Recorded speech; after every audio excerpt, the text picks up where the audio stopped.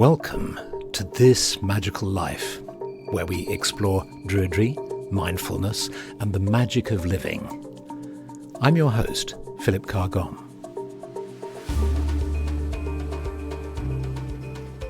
Hello everyone, welcome to a special episode of This Magical Life, a podcast brought to you by myself, Philip Carr-Gomm, and today my very special guest, Salva Lopez, who comes from Peru. From Peru.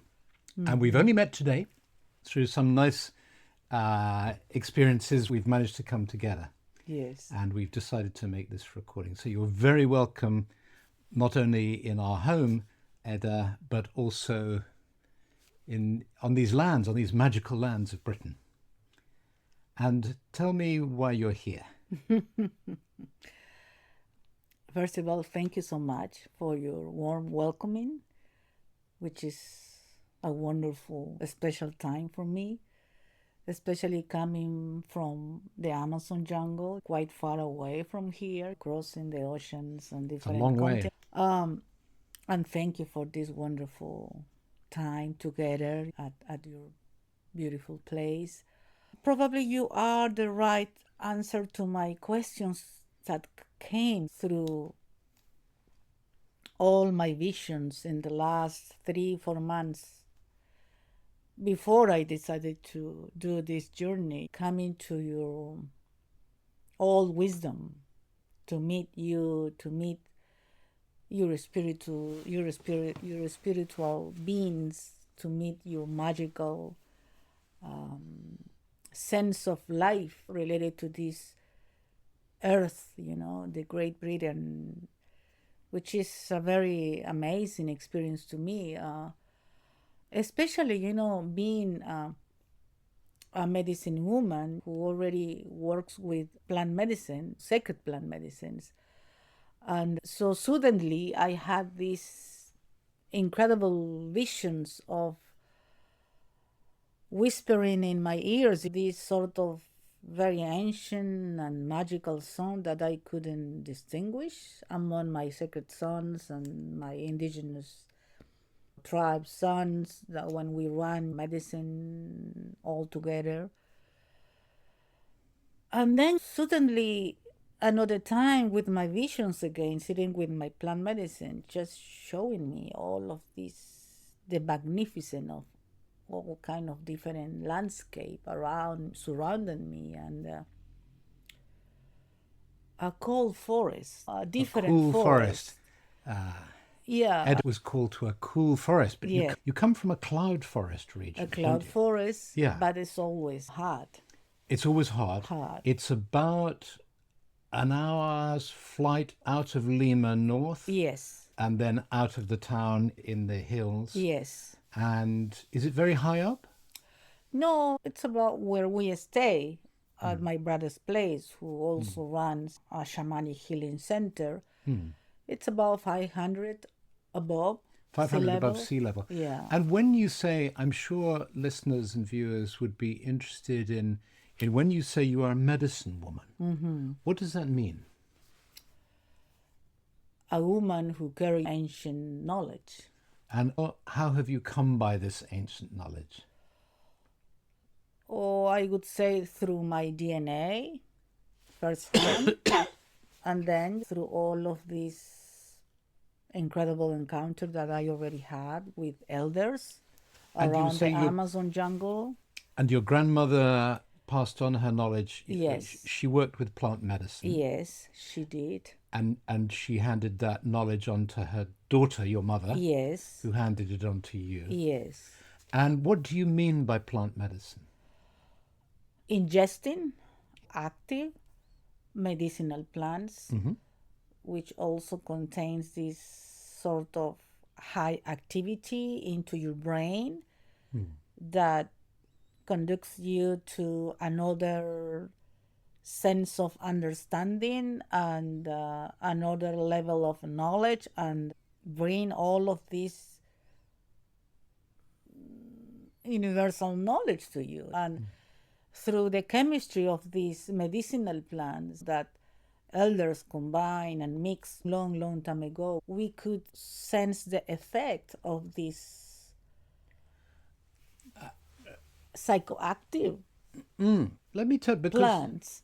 let me ask you about you first. So we're talking about ayahuasca, chacruna, Chacruna, yes, chacruna, and other plants that are taken that aren't necessarily psychoactive but support the whole sort of these. effect, yes. And at what age did you first take ayahuasca? At the age of 26, 26. yes. And was it your mother who gave you the medicine? No, actually, she is part of the elders' lineage of healers, but also she runs this other sort of wisdom related to dreams. To dream wisdom. And we call them soñadoras, dreamers. And so she receives the information through her dreams and brings up to us and saying, oh, this probably will happen with one of us, or maybe in your community, or with some members of the family,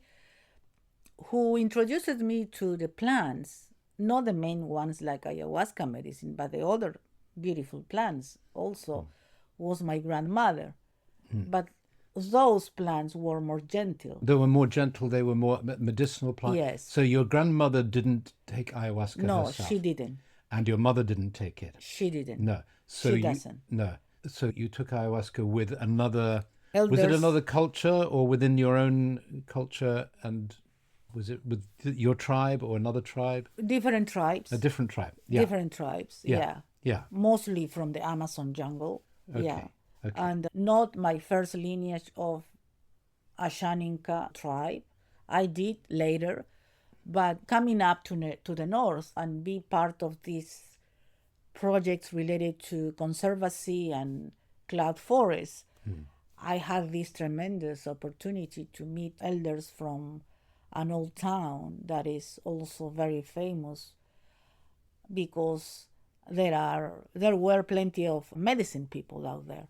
Right. So I went there to work and then meet elders, and finally some of them took me to this sort of deep exploration, which I did with ayahuasca medicine first time. And this is when you trained as an anthropologist. Yes. And then by then you'd left university and you were in the field, and that's where you experienced. Yes. And Yes. how would you say, we had a very interesting conversation before we started filming here about some of perhaps the problems of Western culture being attracted to ayahuasca and to plant medicine. And without being judgmental or overly negative, nevertheless, one has to accept that there are problems. There's problems of what you might call spiritual tourism, where people are coming to get high and to have... What's the impact? What do you see as the impact of let's call it the West? It's an clumsy term, but people know what we mean by that. The West's sort of interest in psychoactive plants. What's been the impact of that in your culture and the people around you and where you live? Yeah. And Peru. Yeah, at least in Peru it's a quite interesting time, but also difficult time, because I am not saying necessarily that all Westerners who come to meet the plants, especially the strong ones like ayahuasca medicine, they are trying to get high. That is their only purpose, or to get high. No, I'm not saying that, but generally speaking, in the last, I would say, 10 years, it reproduced some sort of running big business in the name of indigenous spirituality, and they bring many Westerners around of their actual shamanic centers running by themselves, and they hire indigenous elders or in young shamans who run ceremonies in those places, which is okay. So if everybody wants to get close to their spirituality, it's totally fine. But the thing is, I believe that we need to be careful about the consequences of our actions. Because if we, coming from Western and modern societies, really trigger in themselves this sort of deep calling to work with plant medicine, it's totally fine. But the thing is, what could be the purpose, the main purpose of them to use plant medicine as well and put outside on the market to offer thousands of people around the globe that, oh, this could be an amazing magical experience, and come and we sit with 20 people or maybe 30 people and running all night long with Shipibo elders or shamans, for example, or other mixed indigenous, we call mestizos, from different parts of the jungle, of the Peruvian jungle. First of all, sitting with 20 people in a room, taking this strong and powerful medicinal plant, who the main purpose was healing people, healing your illness, cure your soul, cure your emotional disorder. Why could be the main reason that you decide to sit 20 people in one room and pretending to cure all of them in just a few days, running with ayahuasca ceremonies? No. No. You were saying, so how would it be traditionally used? How would it be? Traditionally we use plant medicine related to the clan, related to the community, where the shaman or the family of this shamanic clan was organizing and holding the space where the member of one of these clans who already live in the same community got sick or have some illness or some weird energy running through any issue around the family. So It's very specific. Very specific. A member of the clan or Yes. tribe and the family is physically unwell or perhaps emotionally unwell or Yes. feeling unstable, and they ingest the medicine. with the medicine. So it's not 30 strangers in a circle. No, and some of the members of his or her family will be there to hold the space, to support them and be aware that what is going on and just be there. And a few of them, we took just a few of us, and Just a few of you. and then of course the medicine man or the medicine woman will work on you, because the two of us, we ingest the medicine Yes. and go through all of these sort of The two of us, you mean the medicine person are and the client and the member of the clan who clan, is already sick, etc. Yes. So we both navigate in this sort of high consciousness Yeah. that medicinal plant bring the information down to you Yes. and solve what is going on in your physical body, in your emotional body, or the spiritual body. So it's just having a particular, precise information of this patient. Yes. So going on an ayahuasca retreat, for instance, with 30 people, 20 people, would you recommend, would you say don't do it? Or would you say just be careful? or what would you advise? Imagine somebody's listening to this who is a curious person in their 30s or 40s. They are keen on exploring other levels of consciousness. Maybe they have some psychological issues they'd like to sort out. How many of us have a life free of any kind of anxieties and difficulties? So there's a healing component in their quest, but there's also a strong component of curiosity and of a kind of the adventurer, which I think is natural in young people. And that if one of them said to you, I've heard that for only X $100 or $1,000 I can go out to this and do, what would you advise them? First of all, I would say you are very welcome to come to sit with us. And the two of us or the three of us, we need to be clear what is your main purpose to sit with us, for what main reason you want to experience plant medicine. It's just like a recreation. It is just like a new adventure, an experience like in the 60s people did with LSD. And now, because this is more natural and fun to take active medicinal plants, some of the scientists name them like psychedelic. Yeah. Which makes me, I'm so sorry, but makes me smile. And If they say that, if they said that to you, yes, I just want it for recreation. I want fun. I want altered states of consciousness. I'm interested in this. Yeah, I would say thank you for reaching me out and trying to navigate with you, at certain point, but that is not the traditional way that we practice plant medicine. It's just when we need when to you need cure. it. Do you think it should be offered to people from outside the clan or outside the culture?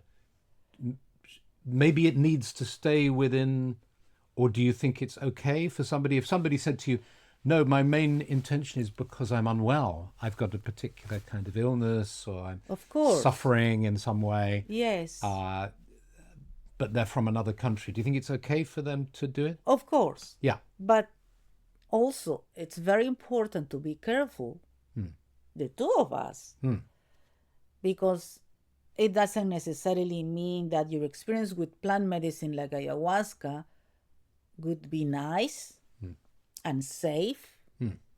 It depends of your background. Yes. It depends of your capacity to absorb the chemistry of plant medicine together, and very strong particular medicine. And also very important to notice if you already have some sort of mental disorder or some psychiatric or a deep emotional issue that you are not able to support the whole experience. So it is very important to make sure what is your medical background.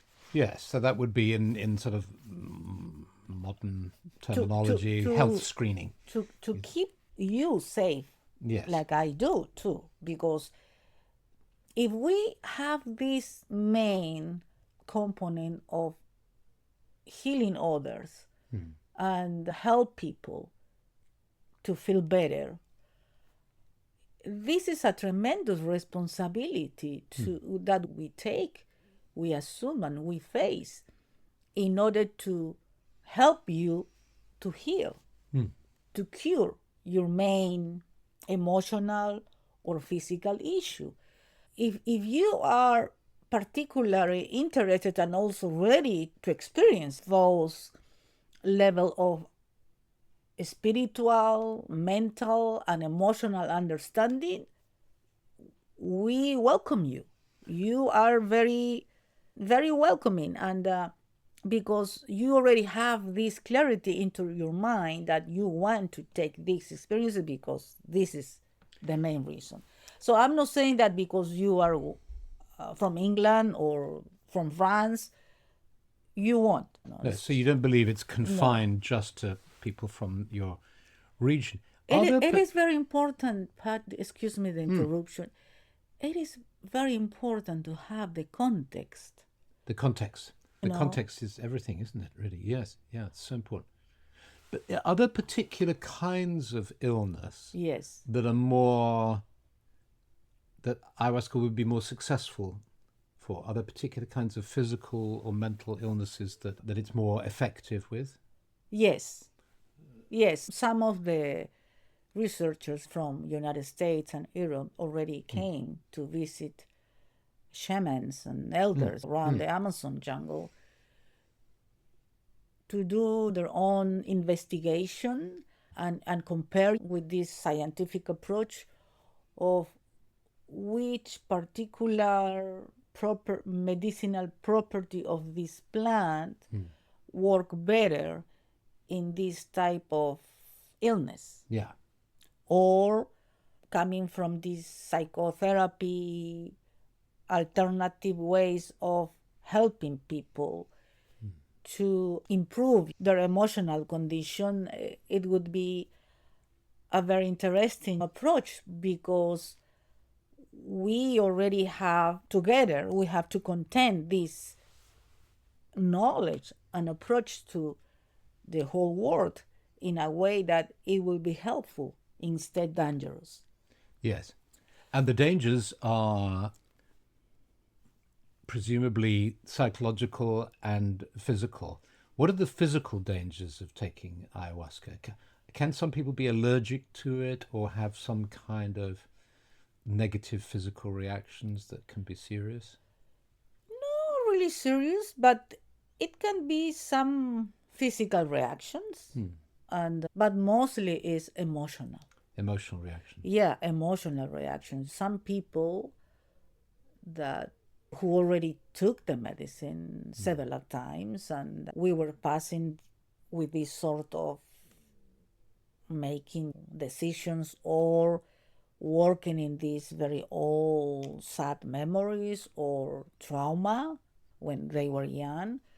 So after the experience with a real sitting with plant medicine, no recreational, if not really healing and deep healing, suddenly when they go back home, they have a sort of deep sadness, a huge melancholy, you say in English? Yeah. And for some reason start to feel depressed most of the time. Say, "Oh, Ada, I cannot understand what is going on with my mind, with my heart. It's just nothing satisfies me. Nothing is just to be there and join people and content myself." Some effects Some could effects. be confrontational and also depleted yourself. Depleting, yes. So Yeah. it's very serious. It's something not to be taken lightly. No. And I suppose one of those, you were talking about the melancholy and the Yeah. feeling of sadness, the fact that they drop briefly into a context of support in the way that we as human beings for thousands of years have had, in a kind of tribal context, a family context, where there are people around to support you and you're close to nature. Yes. And all that. And then you return, you have a kind of glimpse of that. And then you return to the more atomized, separative kind of life in the sort of urban world and so on. And so that's not surprising. That's not surprising. And you were saying earlier how... But we need to pay attention of that. Yes. As a medicine people, too. Well, exactly, that you're not actually causing people more distress No. by giving them glimpses. Oh, please. Yes. It's too much out there. So we need to hold them and really support them. What's emerged in the work with psilocybin in the last few years, working in clinical settings, is that people really need support. And you can't just expect people to be cured of their depression or their PTSD, their anxiety, by taking psychoactive medicines without also having some support. Exactly. Psychotherapy, but also, creating kind of communities around people so they can support each other, and there's a sense of, and I hear you saying the same thing for ayahuasca, because I've seen advertised retreats in Ecuador, for instance, where there are 3 swimming pools, and you can go and you can have 6 ceremonies over 10 days. Oh, you can please. fly in and fly out again. Yes. My goodness, it would be crazy. It's just It's crazy, no. isn't it? It's. I would say, with all my respect, Mm. insane. Yeah. So, what is the purpose of many people around the globe to take and having fun Excitement, or fun, new horizons, adventure. but we have plenty in this kind of modern world. You have plenty of opportunities to take any of those pills or liquids or whatever you name them Yes. to get in this sort of excitement. Mm.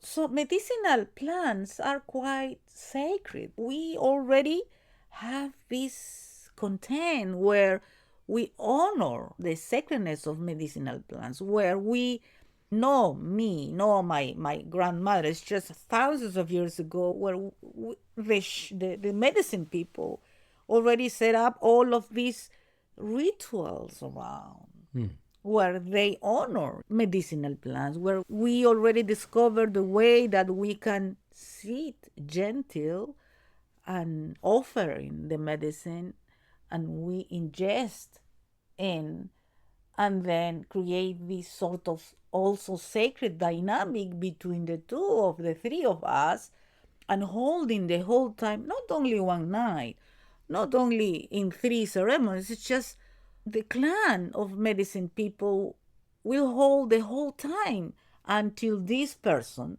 a woman or a man, will feel better, and again go out and hunting or fishing or and take care of their own family. So what you're describing, what I hear, is another level of context. You've got this first context you describe is you can't just take it as a one-off for recreation or adventure. It has to be intentional with a specific purpose, and then it also needs to take place within the context of the clan, Yes. the supportive facilitators, people who are supporting you. And then there's a wider context, which is the spiritual context that holds that, which is a sense of reverence and connection with lineage as well, and Yes. ancestry, and the fact Correct. that these plants have been used for thousands of Thousands years of years. Yes. in the yeah. So it is very important again to put every single part of these ceremonial plans in a real and in the right context. Also, the context of other plants. Also the context of the other plants. You're not just recommending taking ayahuasca in certain situations. You're saying no because you tell us about how it fits into the other plants. We also have this very old tradition where we don't necessarily invite people to ingest just ayahuasca or chacruna or toe, the main sacred plants, the psychoactive master plants. Yeah. So there's three: also, chacruna, toe, yeah, and ayahuasca. Yeah. We have plenty of plants where we ingest in a way that we call them like a beings, magical beings, who already carry your spirit and take care of you. So all of them, the other plants, have a particular role and they play in a way that the medicine man or medicine woman will select for you according to your illness or your emotional approach. yes. And or your mental kind of depression or something. They will do a diagnosis. They'll Yes, spend some time with you and get a feel for who you are. We do. Before we decide to say, okay, Patrick, this is a medicine that you need, it's just we sit together, we ingest the sacred plants, and we receive the information through them. Because there are chacruna, ayahuasca, sometimes chacruna, toe, sometimes chacruna, ayahuasca, and tobacco medicine, which is another sacred plant. And so the spirits that talk to us as a medicine people, they would say, oh, let's see, Ada, what is going on with the heart of Patrick? Maybe he needs something to reinforce their principles, the main veins that support his Yeah, the heart. arteries, yeah. Yeah, the arteries. Yes. So maybe we need to create a particular component with this specific medicinal plant to reinforce his arteries in order to keep his heart safe. Mm-hmm.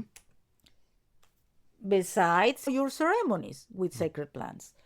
So you would be taking the psychoactive plant in order to receive this information. Yes. And we do. meanwhile, has Patrick taken anything? Is he? No, he already took the sacred plant. He's already taken it. Yes. Yes. Yes. But he doesn't necessarily receive. So and you would be with him. Yes. And then you would receive that information. Yeah, the information. After the trip has finished, you would say, during the trip, I received this information. Yes. Yeah. And it works perfectly, beautifully, because then Patrick can go to the medical doctor and just ask for his heart. So it will be totally fine. So there are other powerful and beautiful medicinal plants that fit in your healing journey. And it will create a sort of symphony and a beautiful composition of you really getting more healthy and more balance and with equilibrium into yourself. So what would you advise a person who actually isn't ill? They're feeling pretty healthy, but who is attracted? Would you advise them to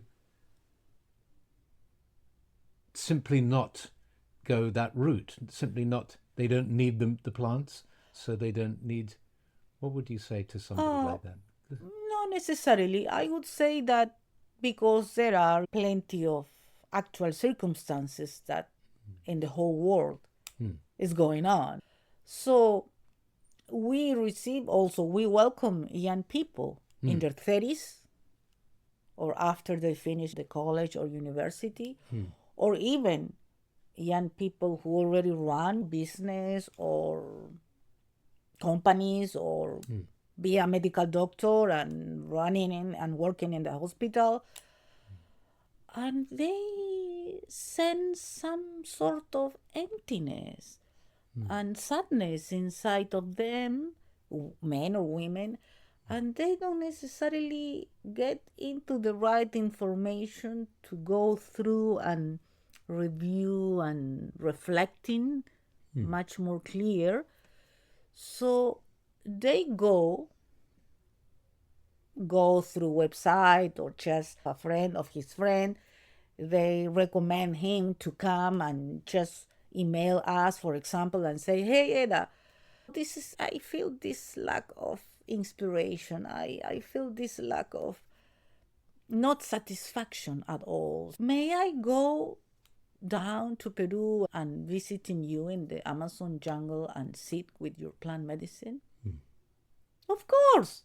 You are looking for something that it makes sense to you, that it reveals to you a way of being a little more happy, a little more content, a little more grounded, and probably confronting these deep fears or deep sadness or some sort of lack of not feeling in love anymore. So why not to welcome them and sit together and say, okay, darling, okay, dear friend, so this is going on into your mind. It's just we will receive the right information to help you in a way that you will feel more open, more clear. Yes. So to go through your life. Yes. So you're saying, from what I understand, you're saying you don't have to be suffering from a specific illness or a specific psychological problem. You can be a sort of typical example of what's it called, existential anomie, I think it's sometimes called, where you're just feeling that sense of lack of direction and purpose and so on. Yes. Yeah. Yeah. And we've talked about the context of the other plants. And we're not just talking about one plant, we're talking about a family of plants Yes. or an Yes. ecosystem of plants, and Yes. different ones for different people and Yes. so on. Yes. And we've talked about the clan, the medicine people, and so on. And then the wider context of the spiritual dimension to it, treating it. And then there's another context of the work you're doing with Indigenous people and conservation. And tell us about these projects that you're working with. Oh, thank you for asking. Yeah. In order to be in gratitude to my ancestors and my elders, my teachers, my grandmama and my mama, it's just I decided to be in service with my own people. As I am an educated Indigenous woman, I would love to bring this access to formal education to Indigenous children and be proud of themselves and hold this incredible wisdom of our ancestors and just go through these modern times and receive all of these new skills from the intellectual approach, but at the same time, very good and walking with dignity with this very ancient wisdom.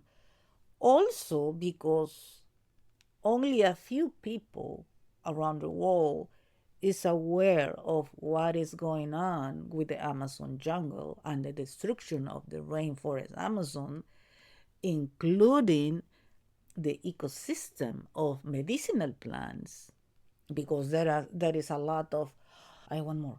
So they are not quite aware of what is going on with the ayahuasca medicine, for example. So would you just to focus in on that, because I've heard people saying that one of the problems with Western people's interest in ayahuasca is that the plant is the stocks are being depleted, that there's a risk. Is it an endangered species now? Is the ayahuasca vine being overexploited?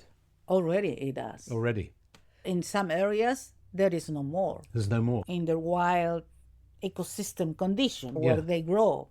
No, because Indigenous people, especially young Indigenous men, go there and cut all the main vines. And then sell them in the market.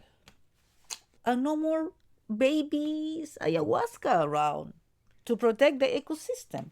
So next, in the coming 20 years ahead, no more plant medicine. Really? No. That's extremely serious. Because all over the world, the demand is overwhelmed. Say that again? All over the world? All over the world, the demand is overwhelming. Plant medicine is overwhelming. It's overwhelming. Yes. That's a good reason not to buy ayahuasca on internet, for example. On the internet. Because we don't know. Yes. From where comes this gentle plant, powerful, medicinal, sacred plant. Also, under what conditions? It's been grown. Do people mix it with other kind of drugs in order to make more of it? You know, the classic problem in the drug world of people cutting it with other things in order to make more money. Probably. Who knows? Yeah. All kind of distortion around. Yeah. If there's any mischief people can get up to, they will get up to it, of course. Yes. So this is serious. I mean, so that you think there's a very real risk that in 20 years it won't exist? Potentially. That potential is there. So how can we... Because everywhere in the Amazon, I work with community conservation, training my Indigenous leaders to keep alive the pristine rainforest, the pristine woods, but also, for example, drug trafficking is already there. Yeah. So they don't care about cutting all the trees, including ayahuasca, including this wonderful plant medicine, which is a tree. Yeah. They don't. So plus all of this demand of medicinal plants with powerful psychoactive properties. Yeah.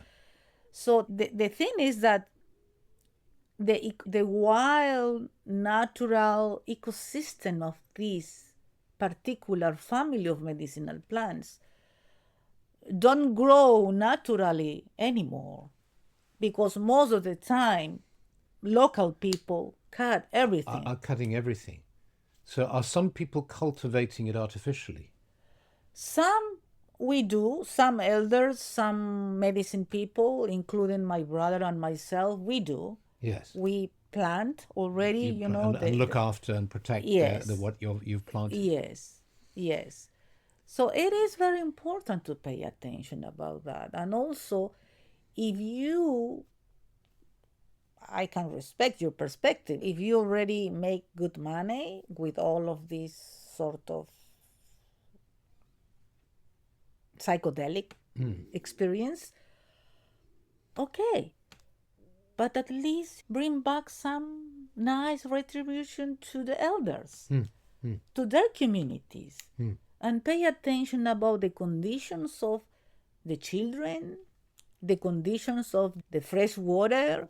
These are projects you're involved in, aren't Yes. you, of helping in education locally and so on. Yes, and conservation. And conservation Yes. as well. It's all part of this kind of ecosystem of human community Exactly. living on the land, but not exploiting the land and giving back to each other Yes, and to the plant world. And yes. yes, and I suppose it's all we can do, really, isn't it, as human beings, is try to create good projects and good relations with people, to make islands of goodness, so that you can grow the plants and take care of them. And we were talking earlier too about how one of the problems as well is I guess the drift towards the cities, where the young people, indigenous young people, who aren't interested in carrying on the kind of oral spiritual traditions. Yes. Because they want to be in town, having fun, and on their mobile phones. And, Yes. how do you think one can help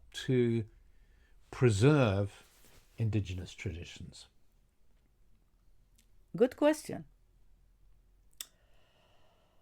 Okay, my hope is that if the future generations are quite aware of, especially related to indigenous people, future generations in general, but particularly speaking about this issue of losing our beautiful knowledge, I would say that we need to make sure that these beautiful young generations are proud of themselves, are proud of being Indians, are proud And of not wanting to be America. You can wear jeans and having these fancy cell phones and maybe some color in your hair. Yeah. It doesn't matter. Yeah.